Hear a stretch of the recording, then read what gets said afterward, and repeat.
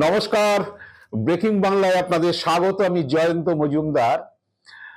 সর্বভারতীয় মেডিকেল প্রবেশিকা নিট ইউজির প্রশ্ন ফাঁসের ঘটনা নিয়ে সারা দেশ জুড়ে তোলপাড় হচ্ছে, ছাত্র আন্দোলন, যুব আন্দোলন হচ্ছে, তারা বিভিন্ন জায়গায় মিছিল করছে, বিক্ষোভ করছে। দিল্লিতে তো একটা সাংঘাতিক ঘটনা ঘটে গেছে সোমবার, তার জেরে অনেক কিছু হচ্ছে, সারা দেশ জুড়ে এটা ছড়িয়ে পড়েছে। তো বৃহস্পতিবার দিন সকালবেলা যে প্রধানমন্ত্রী নরেন্দ্র মোদী তিনি জানিয়েছিলেন যে এই যে 2026-এর যে নিটের যে এক্সাম হয়েছে এবং তার যে প্রশ্ন ফাঁস হয়েছে, যেটা সিবিআই তদন্ত করছে, সেই মামলার তদন্ত হচ্ছে ফাস্ট ট্র্যাক কোর্টে হবে। সেই কোর্টের সেট আপের ব্যাপারে তিনি আধিকারিকদের নির্দেশ দিয়েছেন এবং তারা সেটার ব্যাপারে কাজকর্ম চালাচ্ছে। আর বৃহস্পতিবার রাত 12টার সময় তিনি একটি ভিডিও বার্তা দেন 2 মিনিট 55 সেকেন্ডের। সেখানে বলেছিলেন যে অভিযুক্তরা যাতে নিটের প্রশ্ন ফাঁসের অভিযুক্তরা যাতে কড়া শাস্তি পায়, তার জন্য সোমবার দিন একটি আইন আনা হবে। তো এই যে তদন্ত, সেই তদন্ত সিবিআই করছে। তো সোমবার বৃহস্পতিবার দিনই নরেন্দ্র মোদী যখন এই ফাস্ট ট্র্যাক কোর্টের কথা বলছেন, তার ঠিক ঘন্টা চারেক বাদে 2024-এ যে নিটের প্রশ্নপত্র ফাঁস হয়েছিল, সেখানে আবার একটা সিবিআই এমন একটা কাজ করেছে যেটা নিয়ে সারা দেশ জুড়ে হচ্ছে এখন হইচই পড়ে গিয়েছে। তো আমি ভিডিওতে, আমার আজকের ভিডিওতে বিস্তারিত এটা নিয়ে আলোচনা করব। তো যে তার আগে দর্শক বন্ধুদের জানাই যে যারা আমার চ্যানেলটিকে সাবস্ক্রাইব করেননি, তারা যদি চ্যানেলটিকে সাবস্ক্রাইব করেন তাহলে আমি একটু উৎসাহিত হব, আর যদি ভালো লাগে ভিডিও তাহলে বন্ধু বান্ধবদের কাছে শেয়ার করবেন। তো আসছি যে বৃহস্পতিবার দিন সকালবেলা প্রধানমন্ত্রী নরেন্দ্র মোদী বলেছিলেন যে এই যে সিবিআই যে মামলাটা করছে 2026-এর নেট ইউজি প্রশ্ন ফাঁসের যে তদন্ত, সেই তদন্তে হচ্ছে যে ফাস্ট ট্র্যাক কোর্টে হবে এবং হচ্ছে রাতে ভিডিও বার্তাতে বলেছিলেন যে নতুন করে হচ্ছে আইন আনা হচ্ছে, সোমবার দিন সেই বিল আসবে এবং হচ্ছে যে সেটার ব্যাপারে শনিবার দিন যে শুক্রবার দিন ক্যাবিনেটে আলোচনা হবে। তো শুক্রবার দিন ক্যাবিনেটে সেই বিলের ব্যাপারে প্রস্তাব পাশ হয়েছে যে নতুন আইনে কি সাজা টাজা হবে, কি হবে না হবে, তো মানে জরিমানা, জেল জরিমানা, এইসব। তো বিষয়টা হলো যে অনেকেই প্রশ্ন তুলেছেন যে 2024 সালে যখন নিট ইউজির হচ্ছে প্রশ্ন ফাঁস হয়, তখন পার্লামেন্টে দাঁড়িয়ে প্রধানমন্ত্রী বলেছিলেন যে যে কড়া আইনটা রয়েছে, এক্সিস্ট করছে, সেই কড়া আইনেই হচ্ছে দোষীদের সাজা দেওয়া হবে। তো যে আপনাদের কাছে নরেন্দ্র মোদী সেদিনকে কি বলেছিলেন 2024 সালে নিটের প্রশ্নপত্র ফাঁসের পরে, একটু শুনিয়ে দিই, শুনুন। केंद्र सरकार पहले ही एक कड़ा कानून बना चुकी है। नीट के मामले में लगातार गिरफ्तारियां की जा रही है। আবার দেখুন হচ্ছে কি বলে, যখন বৃহস্পতিবার রাতে তিনি ভিডিও বার্তা দিচ্ছেন তখন বলছেন যে আইন আনা হবে, তার প্রসেস চলছে, সোমবার দিন সংসদে বিল পাস হবে। তা কি বলেছিলেন আমি আপনাদের একটু শুনিয়ে দিই। নরেন্দ্র মোদী বৃহস্পতিবার রাতে ভিডিও বার্তাতে কি বলেছিলেন, শুনুন। फास्ट ट्रैक कोर्ट और कठोर सजा के प्रावधान के साथ का ये मुसद्दा कल कैबिनेट में चर्चा होगी। कैबिनेट के साथियों के सुझाव के बाद उसका अंतिम रूप दिया जाएगा और सोमवार से संसद का दूसरा सप्ताह शुरू हो रहा है, तब जल्द से जल्द उस बिल को सदन में पारित कराने का प्रयास किया जाएगा। তো শুনলেই এখন অনেকেই বলছেন যে 24 সালে কড়া আইন, তাতে হচ্ছে যে দোষীরা তো এখনো সাজা পায়নি, এরপরে আবার বলছেন যে নতুন করে কড়া আইন আনবেন। তো স্বাভাবিকভাবে প্রশ্ন উঠবে যে একবার বললেন এক্সিস্ট হয়েছে কড়া আইন, যেটা রয়েছে তাতেই সাজা দেওয়া হবে, আবার বলছেন যে ওটা একটা আইন রয়েছে প্রশ্নপত্র ফাঁসের ব্যাপারে, এবং আবার হচ্ছে সোমবার দিন হচ্ছে নতুন করে বিল আনছেন সংসদে, এনে সেটা পাশ করিয়ে কড়া আইনের আনছেন। এই নিয়ে প্রশ্ন তোলাতে অনেকে বলছেন যে আদৌ কি কাউকে সাজা দেওয়ার মতো চিন্তা ভাবনা যে মোদী সরকার করছেন বা নরেন্দ্র মোদীরা করছেন, সে নিয়ে প্রশ্ন থাকাটাই স্বাভাবিক। তো এখন যেটা হলো যে 2024 সালে, আমি বলে দিই, 2024 সালে নিট প্রশ্নপত্র ফাঁসের যে ঘটনা ঘটেছিল, তাতে হচ্ছে সিবিআই তদন্তভার নেয় এবং 5টা চার্জশিট দিয়েছিল সিবিআই। অভিযুক্ত ছিলেন ছিল 45 জন, একজনও কিন্তু এখনো 2 বছরে দোষী সাব্যস্ত হয়নি। বৃহস্পতিবার সকালে নরেন্দ্র মোদী যখন ফাস্ট ট্র্যাক কোর্টের কথা বলেছেন যে এই 2026-এ সিবিআই যে মামলা নিয়েছে সেই মামলায় ফাস্ট ট্র্যাক কোর্টে বিচার হবে, যাতে দ্রুত বিচারটা হয়, অভিযুক্তদের সাজা করানো যায়। তো তার ঠিক 4 ঘন্টা বাদে দুপুর 1টার সময় সিবিআই পাটনায় যে সিবিআই বিশেষ আদালতে এই 5টা চার্জশিট দেওয়া হয়েছিল 2024-এর মামলায় 45 জনের বিরুদ্ধে।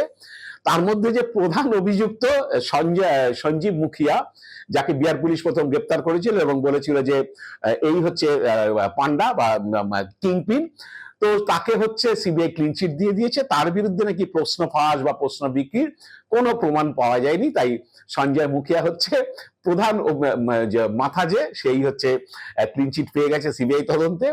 এবং শুধু তাই না, মানে মুখিয়াকে ধরে দিলে 3 লক্ষ টাকার পুরস্কারও ঘোষণা করা হয়েছিল তখন। তো এখন ব্যাপার যে মাথা সেই ক্লিন চিট পেয়ে যাচ্ছে, তারপরে বাকিদের কি অবস্থা হবে, কারণ এখন কেউই যে দোষী সাব্যস্ত হয়নি।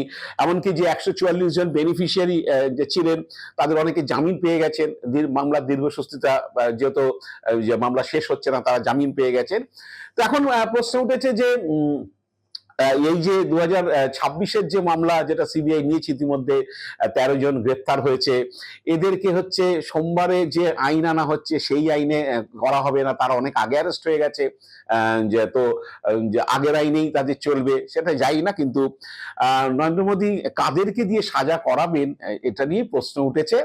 আমি থাম্বনেলটা সে কারণেই করেছিলাম যে সিবিআই এর উপর ভরসা রেখে আপনি কড়া আইনটাই এনে করতে চাইছেন, কড়া আইন তো ছিলই, আপনি নিজেই বলেছেন, এখন আবার নতুন করে কড়া আইন আনতে চলেছেন, সেই আইনে কি হবে, সিবিআই কি করবে? কারণ একটা কেসে, এত সিরিয়াস কেস, একটা সর্বভারতীয় পরীক্ষায় যেখানে 22 লাখ 23 লাখ ছাত্রছাত্রী পরীক্ষায় বসছে, সেই পরীক্ষা প্রশ্নপত্র ফাঁস হয়ে যাচ্ছে, বিভিন্ন কোচিং সেন্টার বিভিন্ন জায়গা থেকে প্রশ্ন লিক হচ্ছে, 10 লাখ 20 লাখ 30 লাখ টাকা সেই প্রশ্ন বিক্রি হচ্ছে, যাদের সামর্থ্য আছে তারা কিনছে, যাদের সামর্থ্য নেই তারা ভুগছেন, তারা র্যাঙ্ক করতে পারছেন না।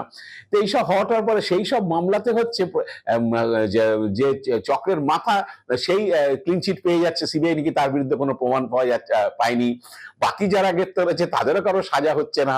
তো এবারও এই 13 জনকে যারা গ্রেপ্তার করা হয়েছে তাদের মধ্যে যদিও যে এনটিএ ন্যাশনাল টেস্টিং এজেন্সি যারা পরীক্ষাটা কন্ডাক্ট করেছে তাদের কোনো কর্তা বা আধিকারিক কিন্তু এই মামলায় গ্রেপ্তার হয়নি, কারণ সিবিআই নাকি তাদের কোনো প্রশ্ন ফাঁস বা প্রশ্ন বিক্রি করা এসবের নাকি কোনো যোগসূত্র পায়নি। শুধুমাত্র ওই কোচিং সেন্টার এবং যারা ওই কি বলে প্রশ্ন ফাঁসে বিভিন্ন জায়গায় ছড়িয়েছে, এইসব যারা আছে তারা কোনো আধিকারিক তাতে নেই, তাদেরই ওই বিভিন্ন লোকজনকে গ্রেপ্তার করা হয়েছে। তো এখন ব্যাপারটা যে অনেকেই বলছেন যে আসলে সিবিআই এই নরেন্দ্র মোদীদের আমলে যেভাবে কাজ করছে, সিবিআই এর কাজে বা ইডির কাজে মানুষের প্রশ্ন রয়েছে, মামলাগুলো দীর্ঘসূত্রিতা, বিভিন্নভাবে তাদের উপর নানান সময় রাজনৈতিক চাপ থাকে, তারা ঠিকমতো কাজ করতে পারে না। সিবিআইকে আমি দোষ দেবো না, ইডিকে দোষ দেবো না, কারণ নানান ধরনের চাপ থাকে তাদের উপরে। কারণ এখন এই গত 12 বছরে ইডি সিবিআই তাদের সুনামকে নষ্ট করেছে, বিভিন্ন জায়গা থেকে সমালোচনা হচ্ছে।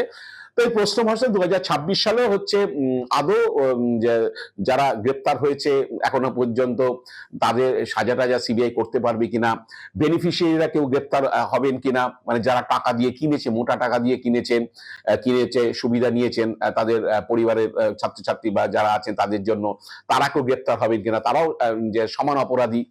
তো এইসব নিয়ে প্রশ্ন থেকেই যাবে। যদিও নরেন্দ্র মোদীদের একটা সাকসেস হয়েছে, এই যে উত্তাল আন্দোলন, এই ককরোচ জনতা পার্টির ব্যানারে সারা দেশ জুড়ে আন্দোলন চলছে, সেই আন্দোলনে একটা সফলতা তারা পেয়েছেন, সেটা যে বৃহস্পতিবার রাতেই লাদাখের সমাজকর্মী শিক্ষাবিদ সোনম ওয়াংচুকের অনশনটাকে তারা প্রত্যাহার করাতে পেরেছেন। এবং যেটা ঘটনা ঘটেছিল যে 6 জুন থেকে যখন, এবং আরেকটা জিনিস যেটা আমি শুক্রবার দিন বা শনিবার সকালেও, মানে আজ সকালেও দেখলাম যে বিজেপি সমর্থিতরা হঠাৎ করে ভোল বদলে ফেলেছে সোনম ওয়াংচুকের ব্যাপারে। তারা সমাজ মাধ্যমে যেসব পোস্টার্স করছিলেন, হ্যাঁ গত 28 জুনের পর থেকে যে সেই পোস্টগুলো হঠাৎ চেঞ্জ হয়ে গেছে। সেই চেঞ্জটা কি আমি আপনাদের একটু বলি যে 6 জুন থেকে ধর্ণা শুরু হলো যন্তর মন্তরে যে ককরোচ পার্টির, এবং 28 জুন সেখানে সোনম ওয়াংচুক এসে অনশন শুরু করলেন। ক্রমে হচ্ছে যখন প্রায় হচ্ছে 19-20 দিন যে অনশন হয়ে গেছে, তার শরীর যে ভেঙে পড়েছিল, তিনি পুরো সংকটাপন্ন অবস্থায় ছিলেন, তখন দিল্লি পুলিশের লোকজন গিয়ে হচ্ছে 18 জুলাই তাকে ওখান থেকে চ্যাংদোলা করে তুলে অ্যাম্বুলেন্সে করে নিয়ে এসে সফদরজং হাসপাতালে ভর্তি করলো, এবং হচ্ছে তারপরে সেখান থেকে গুরুগ্রামে হচ্ছে একটা বেসরকারি হাসপাতালে তাকে ভর্তি করা হয়। তো যখন সোনম ওয়াংচুক হচ্ছে এই ককরোচ জনতা পার্টির যে দাবি, সেই দাবির সপক্ষে অনশন করছিলেন, তাদের দাবি ছিল যে শিক্ষামন্ত্রী ধর্মেন্দ্র প্রধানকে যে পদত্যাগ করতে হবে, সেই দাবিতে হচ্ছে এবং ফুল প্রুফ করতে হবে এই যে প্রবেশিকা পরীক্ষাগুলো হচ্ছে, এই বারে বারে প্রতি বছর বছর হচ্ছে এইভাবে প্রশ্ন ফাঁস হচ্ছে, এই দাবিতে তিনি অনশন করছিলেন। তো অনশনে শরীর ভেঙে যায়, যে তাকে অনেকে রিকোয়েস্ট করেছিল অনশন প্রত্যাহার করতে, করেননি। তারপর পুলিশ জোর করে তুলে নিয়ে গেছিল। হাইকোর্টের অবশ্য একটা অর্ডার হয়েছিল যে তাকে চিকিৎসা দিতে হবে যাতে মানুষ মারা না যায়। তারপর তখন হচ্ছে বিজেপি পন্থী যারা আছেন সমাজ মাধ্যমে ছড়িয়ে দিয়েছিলেন যে এই সোনম ওয়াংচুক হচ্ছে চীনের দালাল, এই হচ্ছে চীনের দালালি করছে, এবং হচ্ছে ভারত সরকারকে বিব্রত করার জন্য এই সরকার বিরোধী আন্দোলন করছে তিনি মদত দিচ্ছে, বিদেশি শক্তির দ্বারা তিনি হচ্ছে বিদেশি শক্তি মদত পাচ্ছে, এবং ডিপ স্টেটের হচ্ছে এজেন্ট এইসব। এবং একই সঙ্গে সোনম ওয়াংচুকের দুটো এনজিও রয়েছে, যেহেতু ভারত সরকার এফসিআর তে ফরেন কারেন্সি রেগুলেশন অ্যাক্টে চেঞ্জেস আনছেন, সেই জন্য হচ্ছে তার এনজিও হচ্ছে বিদেশ থেকে ফান্ড তার বন্ধ হয়ে যাবে, সেই কারণে সরকারকে ব্যতিব্যস্ত করার জন্য সোনম ওয়াংচুক হচ্ছে এই অনশন করছে। কিন্তু তারপরে যেটা দেখা গেল, তাকে পুলিশ তুলে নিয়ে হাসপাতালে ভর্তি করার পরে বিজেপি নেতারা তার সঙ্গে ঘন ঘন দেখা করতে শুরু করলেন, এবং শেষ অনশন প্রত্যাহারের আগে দুদিন জেপি নাড্ডা এবং জিতেন্দ্র সিং, দুই মন্ত্রী, তারা গিয়ে সোনম ওয়াংচুকের সঙ্গে দেখা করলে, যদিও আন্দোলনকারীরা সুযোগ পায়নি, যারা আন্দোলন করছেন সোনম ওয়াংচুকের সঙ্গে দেখা করার। অনেকে বলছেন যে তাদের এখানে কি পাঠানোর ব্যাপারে প্রধান কাজটা, মাথাটা ছিল অমিত শাহের। এবং বৃহস্পতিবার দিন সোনম ওয়াংচুক যখন রাত্রেবেলা যখন প্রধানমন্ত্রী বক্তব্য করছেন, তারপরেই তিনি অনশন প্রত্যাহার করেছেন, এবং তিনি বলেছেন যে সরকার কিছু কিছু দাবি মেনে নেবে, সেই কারণে আশ্বাস দিয়েছে, সেই কারণে তিনি অনশন প্রত্যাহার করেছেন।